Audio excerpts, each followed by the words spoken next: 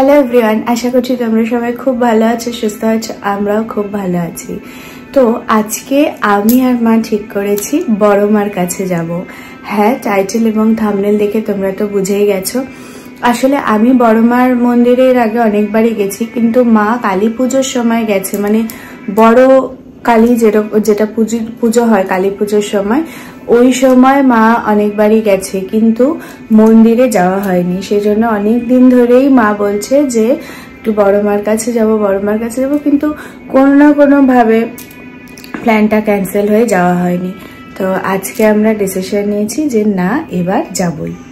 তো চলো, আমি এসে রেডিও হয়ে গেছি, মানে আমি বেলঘরিয়া থেকেই এসেছি এভাবে রেডি হয়েই, আমি আর আলাদা কিছু রেডি হইনি, ওই লাস্ট মিনিট টাচ আপ যেটুকু হয় ওই রকম।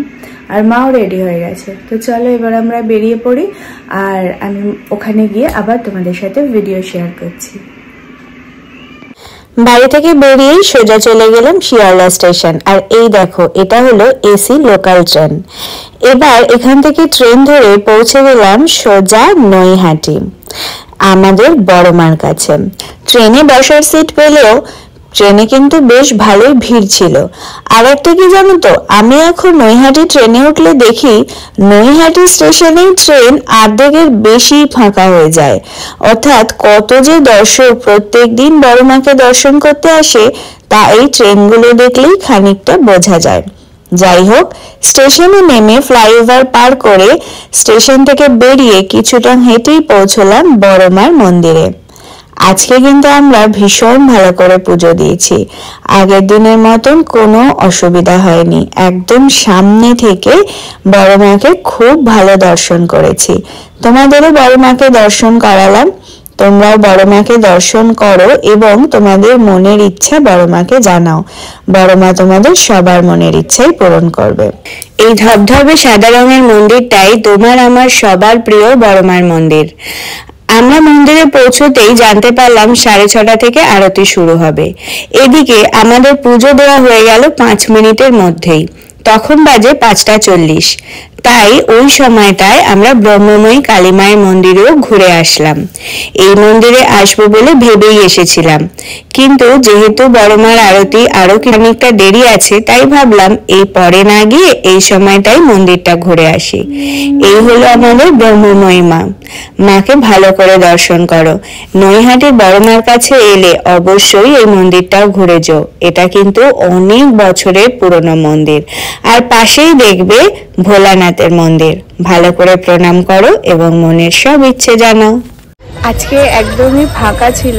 আগের রবিবার এসে আমাদের যে এক্সপিরিয়েন্স হয়েছিল তোমাদের সাথে শেয়ারও করেছিলাম। 8 ঘন্টা লাইনে দাঁড়িয়ে পুজো দিতে হয়েছিল, কিন্তু আজকে কপাল খুবই ভালো, 5 মিনিটও লাগেনি। খুব ভালোভাবে দর্শন হয়েছে, পুজো দেওয়া হয়েছে। 6:30টার সময় আরতি শুরু হবে। ইচ্ছে তো আছে যে আরতি দর্শন করব, তারপরে যাব। এখন দেখা যাক। ব্রহ্মময়ী কালী মন্দিরে আসলাম, এখানেও তোমাদের দর্শন করালাম। আমি ভিডিওটা এখন এই মন্দিরে দাঁড়িয়েই করছি। তো এখন একটু গঙ্গার ধারটাও যাব, কারণ এখনো 6:30 বাজেনি। তো 6:30 বাজলে আবার মন্দিরে যাব। চলো দেখতে থাকো, আশা করছি তোমাদেরও ভালো লাগবে। বড় মার পাশেই আমাদের কিন্তু রাধা মাধব এবং ছোট্ট গোপালও রয়েছে, যেটার ভিডিও এর আগে আমার একদমই করা হয়নি, এবার গিয়ে করলাম। আর এবার আমরা এখন অপেক্ষা করছি লাইনে দাঁড়িয়ে যে আরেকটু পরে আরতি শুরু হবে। তোমাদের জন্য পুরো আরতির ভিডিওটা দিলাম, ভালো করে দেখতে থাকো। পর্দা সরে গেল, এবারই শুরু হবে আমাদের বড় মায়ের আরতি।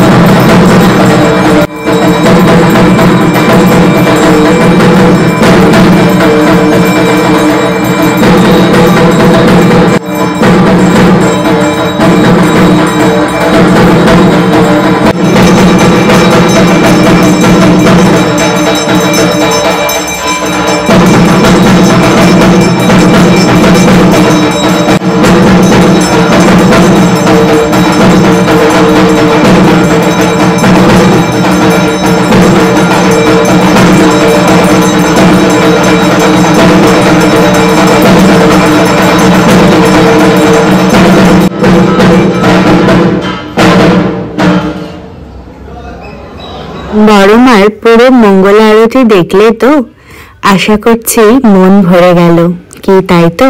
চলো এবার বাড়ি ফেরা যাক। এখন আমরা শিয়ালদা স্টেশন এসে গেছি। এবার মা যাবে বেলেঘাটা আর সুকল্যাণ আসবে, আমি যাব বেলঘরিয়া। তো এখন আমি বাড়ি এসে গেছি। শিয়ালদায় এসে মা অটোতে উঠে গেল, মা গেল বেলেঘাটা।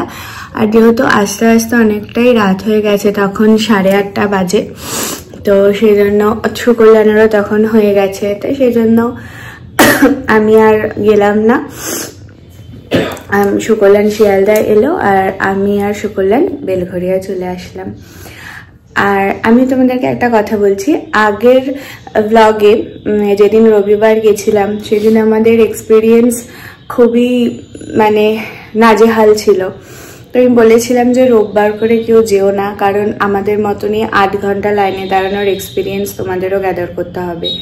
তো আজকে কিন্তু আমরা ভীষণ ভালোভাবে পুজো দিতে পেরেছি, দর্শন করতে পেরেছি, আরতি দেখতে পেরেছি, যেটা আমি এর আগে বড়মার মন্দিরে আরতি দেখার সৌভাগ্য আমার হয়নি।